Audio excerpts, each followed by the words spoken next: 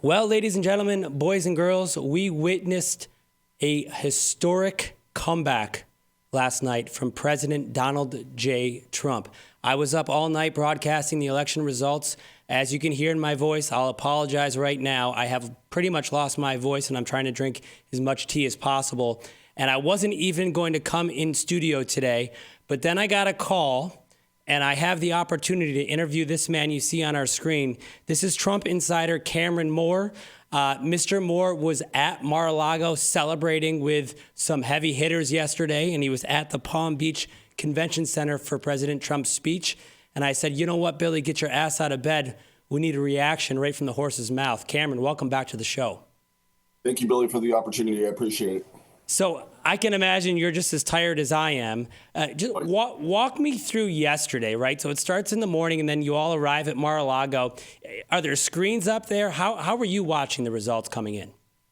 Yeah, so people started to pile in Mar-a-Lago about 6 o'clock. There's 4 screens going on each side of the room. 2 of them are CNN and 2 of them are Fox. So we can see both how they conflict with each other or how similar they are. President Trump came in a little later, probably about, 8 or 9 o'clock. And then went up to his office, his war room, got some work done, I'm sure. The guy's been running around like crazy, 3 rallies on the 3rd, 4 rallies on the 4th, and now he's, in the biggest election in history. It was pretty amazing. So President was there, Elon Musk was there, Bryson DeChambeau, Sergio Garcia. I know you're into the golf. Me too. It was nice to see Sergio. And Elon Musk, RFK. It was a pretty much star-studded cast of characters there last night. So, elections started moving, and we took a, early significant lead. And then, we started getting little flashbacks of 2020. Things start to really slow down. We know what happens when these things start to slow down. They really need the votes. They need to just pump the brakes. That's what they did in 2020. And then I imagine President left about midnight. He left probably about midnight, and the election wasn't called yet. And that's when we got, as Mar-a-Lago guests, a special pass to get over there to the convention center. So we rushed ourselves over to the convention center. Election hadn't been called yet, but I understood he was going to do a victory speech. All right, so Cameron, real quick, Cameron Moore, Trump Insider. I want to stay with Mar-a-Lago for a minute because most of us don't get a look inside to a place like that. And we have a mutual friend, Melissa Lively, and I was on her Instagram and texting back and forth with her. Just real quick for my audience. So Mar-a-Lago is this incredible property. I'm still waiting for the invite, by the way. Mar-a-Lago is this incredible property, and it's right behind you, right? Right behind you there on the screen? No, it's right this side right here. It's right above me. And Yep. and just the elegance and the decor and the luxury there is so over the top. So you're enjoying your night, but you got to remember you have possibly the next president of the United States sitting in a room with you. What was the vibe? As I've been talking to the Trump campaign and doing all these interviews every week, I've been sensing a strong confidence. I wouldn't even say a quiet confidence. They've been very confident and even telling me, hey, Billy, we're going to carry all 7 swing states. From the moment you got in, the returns started coming in, and you're kind of, I'm sure, peeking over at President Trump. Was the vibe like, we know what happened in 2020, but this time we are definitely going to win this thing? Yes, the vibe was cautiously optimistic because we knew what happened in 2020. I don't think you can get a good look here behind me, but security since last season has just become super intense. There's police cars on both sides of the bridge, and right below me in that little green patch. There's been reporters all day, and the security is over the top intense, as it should be. And so, it was the vibe was confident, very, very confident. But it started wavering a little bit as it got later, and the voting started to slow down, and the states started to slow down. So that was deeply concerning for everyone. So you have your beautiful time at Mar-a-Lago, and now I understand you get transported from Mar-a-Lago to the Palm Beach Convention Center, where, from your perspective, you're hopefully going to be hearing from the next president and getting some good news. So what is that like? I'm just interested in the details. Do they bus you over? Do you drive yourself? And then you got to go through security again? How does this all work? Yeah, it all happened pretty quickly. We knew the convention center was going on. Then the Mar-a-Lago staff gave us special guest passes to the convention center, and it looks like, okay, we're on our way. There was the buses that were taking members over. I was with one of President Trump's best friends that night, former attorney and high school classmate, a guy named Peter Tickton. So Peter Tickton was able to get his car inside Mar-a-Lago. So I drove over there with his wife over to the convention center, which was just packed. I mean, over the top energy, bag of hats everywhere. You can't even describe the energy. They call Pennsylvania, and then the place just explodes. And then we decide, and then it looks like, okay, we only need four more electors. And then, they were really delaying it. Media's purposely delaying this thing, and someone had to announce it, and then they announced it, and then the room exploded. That's our next president, 47th president, President Trump. It was just such a powerful environment. At this point, it was probably 1 a.m. It was real late, but the energy was over the top. I can only imagine being there and how exciting that must have been for you, Cameron Moore. So we were here broadcasting all night at our decision desk, and something that I brought up with some of my co-hosts there was reflecting on the coalition, the level of human being that Donald Trump has somehow courted. I'm talking about Tulsi Gabbard. I'm talking about RFK. I'm talking about Elon Musk. I'm talking about Dana White, Joe Rogan. You mentioned Bryson DeChambeau. You have people from music, from Hollywood, from sports, from tech, Democrats, former Democrats, and it all kind of happened at a perfect time. You had the Rogan interview. You had the Biden calling Trump supporters garbage. You had the dump truck, the orange vest, the McDonald's, trolling her at McDonald's. And it's just like these campaigns are roller coasters, and Donald Trump seemed to peak at the exact right moment. But when you're in that convention center and you're looking around, you're like, holy shit, there's Elon. There's Dana White. You start to realize that the most influential people in the world are in that room, and they're in Donald Trump's corner now. Yeah. Yes. He has, and not only the most influential, but the smartest. I mean, RFK on what he's doing, not only with pharmaceuticals, but exposing to Tony Fauci. The guy is brilliant. The guy is absolutely brilliant. And then you look at Elon, who's the largest defense contractor, I think possibly the largest. I think he has a $105 million contract with the Department of Defense. Or the military through SpaceX. So these are some of the most brilliant minds in the room. And then we have to go look at the Kamala camp. I mean, she's got Cardi B and Lady Gaga, who's got some really interesting ties into Marina Abramovic.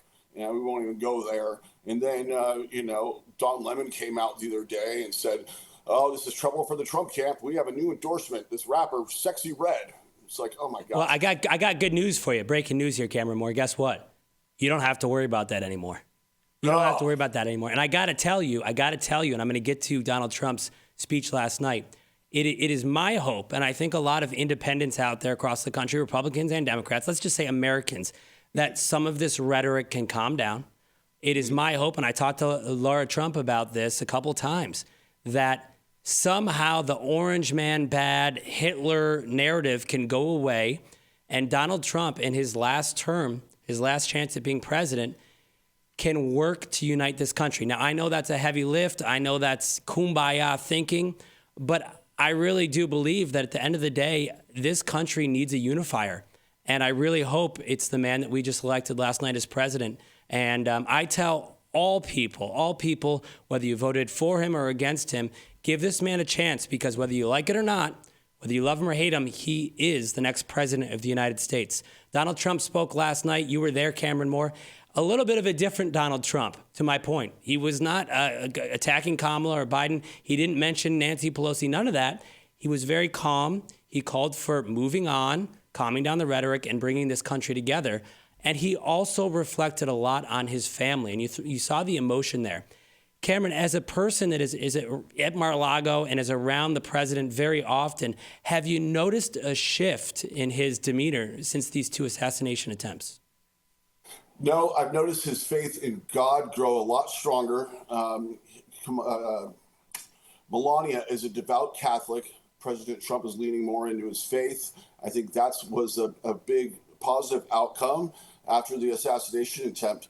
But, he has always been steady Eddie. You will never see him angry. You'll never see him completely overjoyed. He's just steady going, easy going the whole entire way. You're not going to see much. But it was really special to see him and his entire family on stage last night, and how he honored Melania and the book. And Barron was on stage last night. I mean, what a treat that was. It was more of a celebration, but not a cocky, arrogant celebration, but just a positive celebration about the future of our country and where we're heading.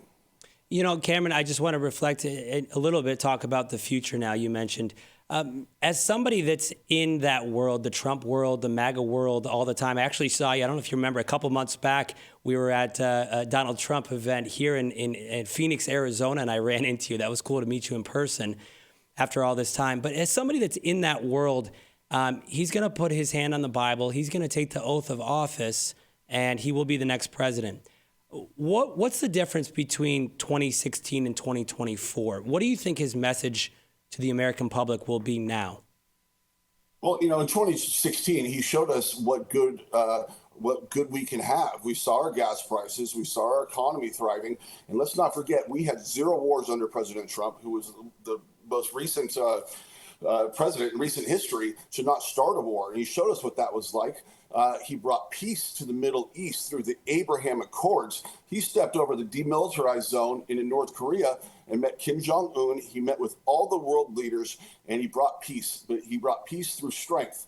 And that's a key thing we need to remember. So our economy was thriving. We had no wars. He immediately stopped ISIS, and our country was in the best place ever. So I think your question was, what's the difference we're going to see here on this term, Billy? Yeah. So the difference we're going to see here is I think we're going to see a lot of accountability. I mean, he wants to clean out all this corruption in Washington, D.C. I mean, you look at his team. You have RFK Jr. Like, the big pharma and the hospitals have just been raping us up and down, to telling us we need prescription for this, prescription for that, always in the hospital, endless bills. And I think RFK is going to come through on his promise of making America healthy again. And President Trump's going to hold some of these people accountable. But we're also going to head into what he calls a golden age. Now, what that means, I'm not sure. We know we went to the Federal Reserve back in 1918, back in Jekyll Island. I think he'll probably, just a guess, abolish the Federal Reserve, which isn't even owned by the government, and probably go back to the gold-based currency that our country was founded on, that our forefathers meant to have for the United States. Our constitutional republic, not a democracy. We're in a constitutional republic, and we're going to return to the Constitution and probably make the government a lot smaller, thanks to Elon as well. He's going to be in charge of that. And I think we have all the right players in place, and I think we're all going to be flush with cash over the next 4 years. But we're definitely going to go through some rocky times up until January 20th in this certification that has to be done by Kamala.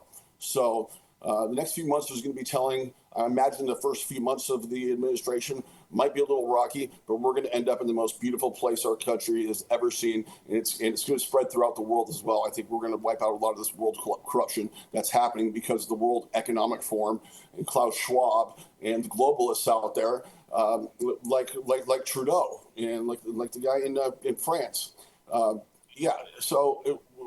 We're going through a great awakening right now in our country, and it's going to be a worldwide great awakening as well. Cameron Moore, Trump insider, delivering a very positive outlook, a positive message for what's to come the next 4 years. Cameron, I got to tell you, man, like I said, I follow you on social media, the Mar-a-Lago, your travels, you're a great follow. And you know what it is? It's motivational to me. I'm not somebody that looks at people that are successful and kind of like, I don't know, looks down on them or wishes I was them or gets jealous of them. I look and it kicks me in the ass and it makes me wake up just a couple minutes earlier to go achieve great things. And you are living just an unbelievable life, and you witnessed history last night. And I applaud you, man. Thank you so much for coming on the show. Let's hope this Trump term is a positive one for all Americans. And when you come to visit Arizona next time, we're going to get you in the studio and we're going to talk about the deep state and what Trump is doing to fight it. Yes, and I'll be out there visiting with Mark Fincham, who's going to be the new senator of Yavapai County. So I'll be out there probably in January. And when you're out in Palm Beach, let me know. We'll get you over to Mar-a-Lago. Hey, I will take you up on that one. Cameron Moore, Trump Insider, congratulations. Keep us up to date, and we'll see you out here in Arizona very soon, my friend. Thank you, Billy. My name is Billy Harfosh, Star Worldwide Networks from beautiful Scottsdale, Arizona. Like, subscribe. We'll be back with more explosive interviews.